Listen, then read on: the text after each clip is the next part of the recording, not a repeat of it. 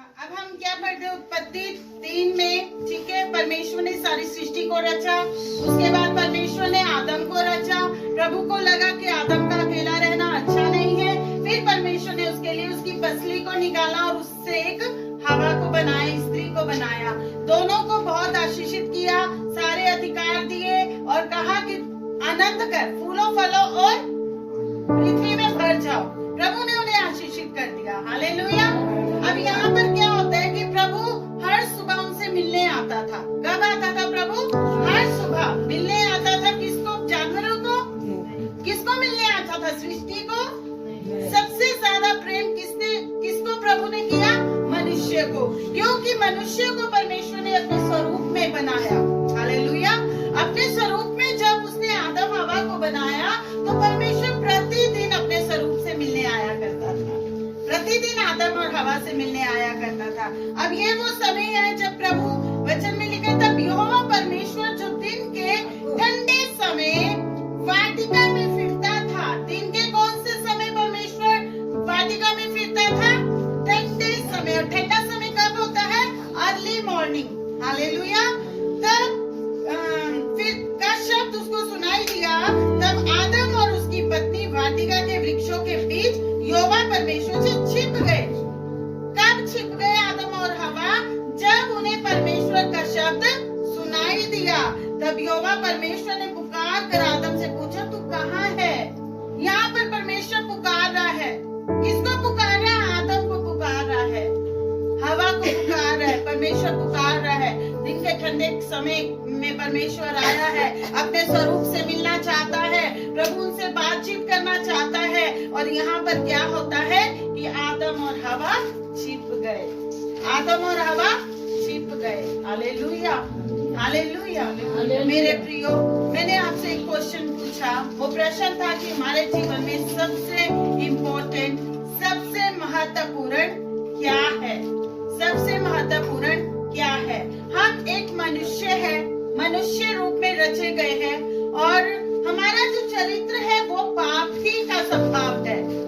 आज मेरा जीवन मतलब मुझे प्रभु में आए हुए 97 से अभी तक कितने साल हो गए होंगे? 24-25 साल हो गए होंगे, 25 साल हो गए। लेकिन मैंने अपने अनुभव से यही सीखा कि मनुष्य कभी बदल नहीं सकता।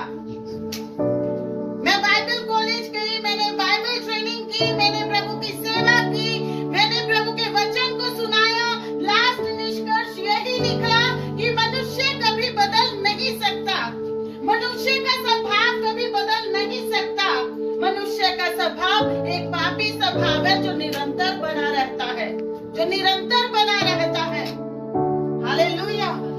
और मनुष्य रूपी जब तक हम इस संसार से प्रभु के सामने में ना जाए, क्या लिखा है कि हम पल भर में बदल जाएंगे। वो कब बदलाहट होगी? जब हम अपने परमेश्वर से मिलेंगे और प्रभु हमें लेने आएगा। हालेलुया। तो प्रभु हमें बदल डालेगा, प्रभु हमें बदल डालेगा, उस पापी स्वभाव खत्म कर देगा और प्रभु एक नया स्वभाव हमारे जीवन में, नया रूप हमें दे देगा। हालेलुया। बहुत सारे लोग सेवकाई में अपना जीवन जी रहे हैं, लेकिन इतना याद हम रखें कि हर एक व्यक्ति मनुष्य ही है। हम किसी भी मनुष्य को बार बार दोषी ना ठहराए कि ये ऐसा वो वैसा।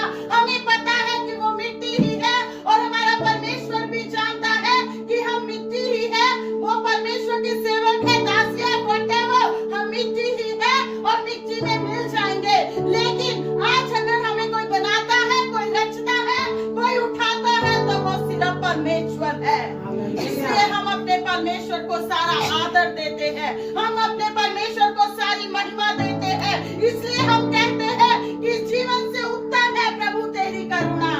हालेलुया। क्योंकि प्रभु की करुणा हमें प्रतिदिन बनाती है, प्रभु की करुणा हमें प्रतिदिन बदलती है, प्रभु की करुणा प्रतिदिन हमें अपने स्वरूप में रचती है। हालेलुया। Praise the Lord. अगर प्रभु हमारे जीवन में नहीं है तो हमारे जीवन में कुछ भी नहीं हो सकता। आपने कहा कि जीवन जीने के लिए हमें शांति चाहिए, आपने कहा जीवन जीने के लिए हमें भरोसा चाहिए, आपने कहा जीवन जीने के लिए हमें प्रभु में बढ़ना है, आपने कहा जीवन जीने के लिए हमें प्रेम चाहिए, हमें विश्वास चाहिए। सबका अलग अलग वितरण है मेरे प्रिय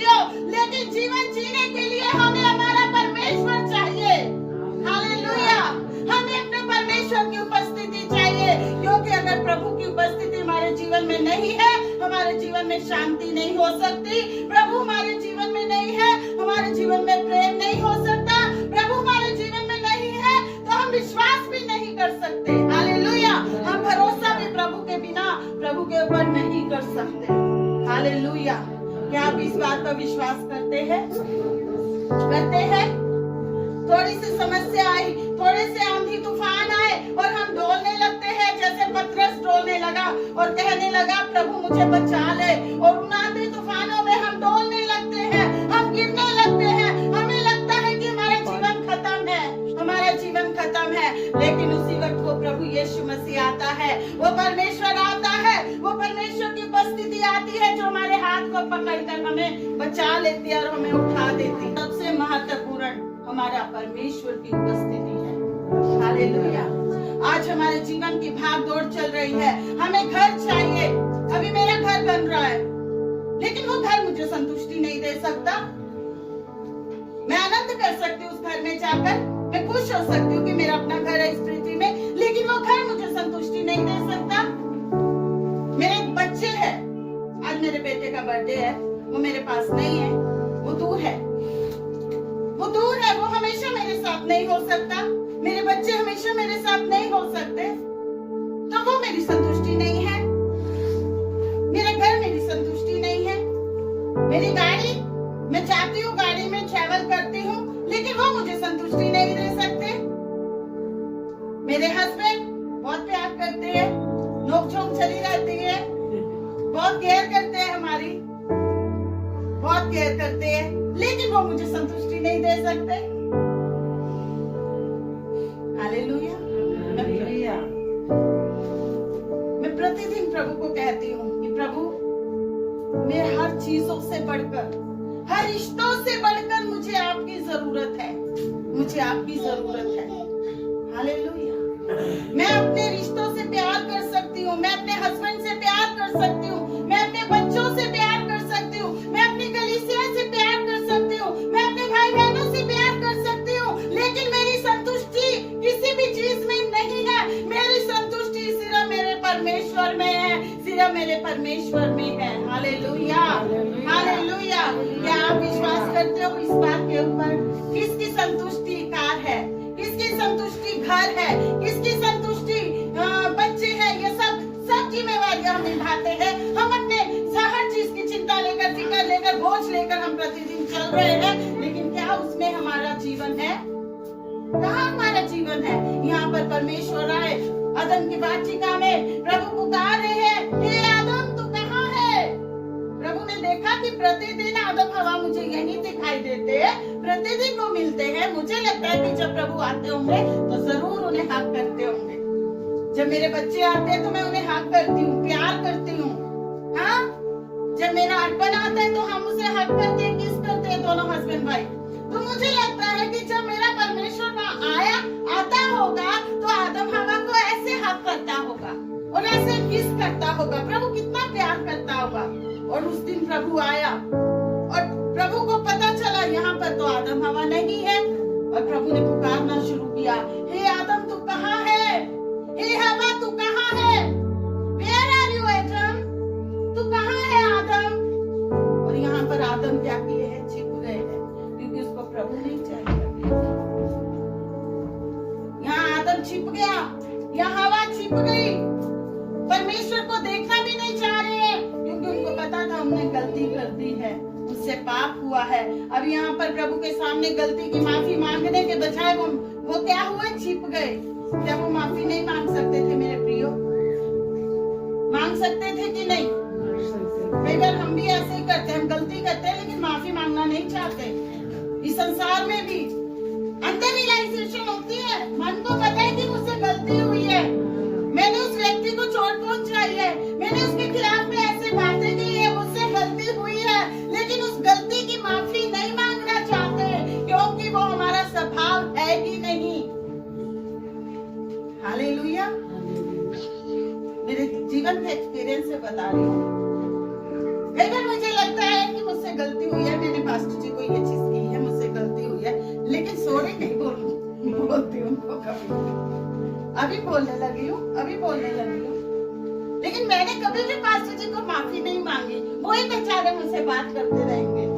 उनकी बहुत अच्छी आदत है, हमारे बीच में जो मर्जी हुआ हो, लेकिन सुबह उठकर वो बड़े ही चेयरफुल हार्ट से उठेंगे और मुझसे बात करते रहेंगे। अच्छा अब चाय बना ले, अच्छा अब ये कर ले, तो मेरा जो गुस्सा होता है वो अपने आप ही ठंडा हो जाता है।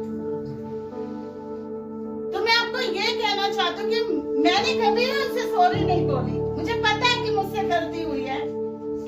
मैं हस्बैंड की बात इसलिए कर रही हूँ कि सबसे ज्यादा नजदीकता में उनके साथ ही रहती हूँ प्रतिदिन, है ना। मुझसे पता होता है कि मुझसे गलती, मुझे ऐसा शब्द उन्हें नहीं कहना चाहिए, मुझे ऐसा नहीं करना चाहिए, मैंने ये गलती की उनके खिलाफ, मैं ऐसा किया, मैं कभी भी सॉरी नहीं बोलती। हाँ, लेकिन अभी फिर मैंने रियलाइज किया, नहीं, अगर मुझसे कोई गलती होती है तो मुझे सॉरी बोलना है, क्योंकि हम हस्बैंड वाइफ सबसे ज्यादा इकट्ठे रहते हैं, और अगर हम दोनों एक दूसरे के लिए आशीष का कारण नहीं है तो हम दूसरों के लिए आशीष का कारण कैसे हो सकते हैं। हर एक के लिए, हर एक के लिए पति पत्नी का जो रिश्ता है, सबसे पहले उन्हें एक दूसरे के लिए आशीष का कारण ठहरना है, उसके बाद ही हम दूसरों के लिए आशीष का कारण ठहर सकते हैं। हालेलुया। लेकिन यहाँ पर क्या होता है, आदम और हवा क्या करते हैं, वो छिप जाते हैं, छिप जाते हैं, और वो प्रभु के पीछे, प्रभु को कहा रहे, वो नहीं आ रहे हैं, क्योंकि उन्हें माफी मांगने की आदत नहीं है, माफी मांगने की आदत नहीं है, माफी मांगना नहीं चाहते वो लोग। और वही स्वभाव आज हमारा भी है, आज वही स्वभाव हमारा भी है। हम गलती करते हैं प्रतिदिन, हम अपनी मर्जी के अनुसार चलते हैं प्रतिदिन, लेकिन हम प्रभु की समीपता में आकर माफी नहीं मांगना चाहते, हम प्रभु की नजदीकता में आना नहीं चाहते। मेरे प्रियो, अगर आपको ब्लेसिंग चाहिए, आशीष चाहिए, तो सबसे पहले हमें क्या होना है, अपने परमेश्वर के लिए उसकी उपस्थिति के खोजी होना है। जैसे दाऊद कहता है कि जैसे हिरनी नदी के जल के लिए हाँफती है, मेरी आत्मा परमेश्वर तेरे लिए निरंतर हाँफती है। आज किस किस की आत्मा परमेश्वर के लिए प्रतिदिन हाँफती है? किस किस की आत्मा प्रभु के लिए हाँफती है कि मुझे प्रार्थना करना है, मुझे अपने प्रभु की नजदीकता में जाना है। अगर आप हिरनी की जल की तरह हाँफते हो अपने परमेश्वर के लिए, तो प्रभु की उपस्थिति से प्रभु आपको भरेगा, और जहाँ प्रभु की उपस्थिति है वहाँ आशीष है। हालेलुया। और जहाँ प्रभु की उपस्थिति नहीं है, वहाँ जो आशीष है वो भी चली जाती है। आमीन। यहाँ पर अब्राहम को प्रभु ने चुना, और प्रभु ने कहा अपने कुटुंबी और अपने देश को छोड़कर चला जा। अब अब्राहम के लिए कितना मुश्किल था अपने पिता के घर को छोड़ना, अपने रिश्तेदारों को छोड़ना। क्या ये आसान बात थी? बहुत मुश्किल होता है अपने पिता के घर को छोड़ना और अपने रिश्तेदारों को छोड़ना और एक नई जगह में जाना बहुत मुश्किल होता है। और अब्राहम ने प्रभु की आवाज को सुना, और प्रभु की आवाज को सुनकर वो चला गया। लेकिन उसने क्या किया? उसका एक मोह था, प्यार था अपने भतीजे लूत के साथ, उसने लूत को अपने साथ ले लिया। अब लूत और अब्राहम जब इकट्ठे थे तो क्या हुआ? लूत और अब्राहम के जो चरवाहे थे उनमें झगड़ा शुरू हो गया, और जब झगड़ा हुआ तो अब्राहम ने कहा, अब्राहम बेचारा समझदार था, भोला था, अच्छा था, बहुत ही अच्छे हार्ट का था। उसने कहा, क्या कहा? उसने अपने बारे में नहीं सोचा, ना अपनी पत्नी के बारे में, ना अपने बच्चों के बारे में। उसने क्या कहा? लूत तुझे जो जमीन चाहिए तू उसे ले ले। और यहाँ पर लूत इतना चालाक है, उसने ये नहीं कि मुझे अब्राहम मेरा चाचा यहाँ पर लेकर आया तो मैं उसकी अधीनता में रहूं। अब लूत अपनी मर्जी पूरी कर रहा है, और लूत कहता है कि मुझे तो वो जमीन चाहिए जो हरी भरी है, जहाँ पर नदियां बह रही है। लूत ने वो जमीन चुन ली, और बेचारे अब्राहम उन्होंने एक सिंपल जमीन को चुन लिया। लूत चला गया अपनी फैमिली को लेकर वहां पर जहाँ नदियां थी, जहाँ हरियाली थी, और अब्राहम एक ऐसी भूमि पर आया जहाँ पर कुछ भी नहीं था। लेकिन समय आया जहाँ पर सब कुछ था, उसी को परमेश्वर ने आग से खत्म कर दिया, जिसको हम सदोम और गमोरा कहते हैं। प्रभु ने उसी नदियों को, उसी जहाँ हरियाली थी, जहाँ नदियां बहती थी, जहाँ सब कुछ हरा भरा था, लेकिन परमेश्वर की उपस्थिति नहीं थी, लोग अपनी मर्जी के अनुसार चल रहे थे। लूत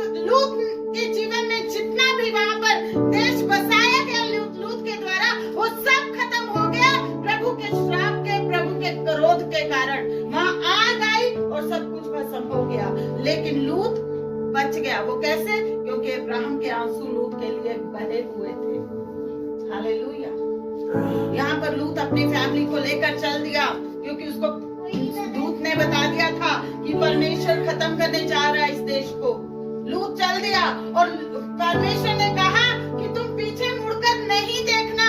यहाँ पर जब लूत की पत्नी आगे गई, उसका ध्यान उस बात की ओर नहीं था कि दूत ने क्या कहा। उसका ध्यान अभी भी उस देश की ओर था जहाँ पर उसे सब सुख सुविधाएं थी, और उसने क्या किया, पीछे मुड़कर उसी देश को देख लिया। परमेश्वर के दूत की आवाज नहीं सुनी, और क्या हुई, जब वो वहाँ पीछे मुड़कर देखी, वहीं पर वो नमक का खंबा बन गई, क्योंकि उसने परमेश्वर की आवाज को तुच्छ जाना। जितने भी आज लोग प्रभु की आवाज को नहीं सुन रहे हैं, प्रभु को हल्का ले रहे हैं, याद रखें कि हम भी कहीं लूत की पत्नी ना बन जाए, हम भी कहीं सदोम गमोरा वाले विश्वासी ना हो जाए जिसे आग से भस्म किया गया था। और अभी भी वो समय आएगा कि ये पृथ्वी आग से भस्म की जाएगी। Hallelujah, hallelujah. आज हमारे लिए क्या इंपॉर्टेंट है? प्रभु कहता है बंजर भूमि, हमें गीत गाते हैं, बंजर भूमि में वो उगाता है फसल, सूखी नदियों में वो बहाता प्रेम जल। जो बंजर भूमि है, प्रभु उसे सूखी हरी भरी बना देता है। अब्राहम ने एक सूखी भूमि को चुना, उसी भूमि में परमेश्वर ने अब्राहम को आशीषित कर दिया। सूखी नदियों में भी प्रभु जल बहा देता है। हालेलुया। सूखी हड्डियों को भी प्रभु मनुष्य बना देता है। इज़िकल को प्रभु पहाड़ी में ले गया और कहा कि इन सूखी हड्डियों को देख।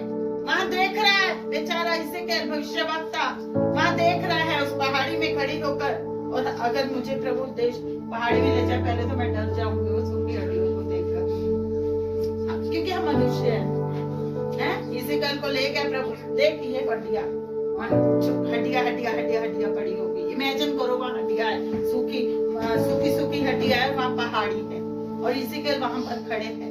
और परमेश्वर ने कहा इन सूखी हड्डियों को कहा मनुष्य बन जा, और उस इज़िकल के मुख से निकले वो शब्द जो प्रभु के द्वारा कहेंगे कि हे सूखी हड्डियों मनुष्य बन जाओ, तो हम देखते हैं कि वो सूखी हड्डियां जुड़ने लगी आपस में और मनुष्य रूप में वो खड़ी हो गई। हालेलुया। जहाँ पर प्रभु की उपस्थिति है मेरे प्रियो, वहाँ पर परमेश्वर की आशीष है, वहाँ प्रभु का जीवन है, और वहाँ पर सब कुछ है। हालेलुया। वहाँ हरियाली है, सब कुछ है, लेकिन जहाँ पर प्रभु नहीं है वहाँ कुछ भी नहीं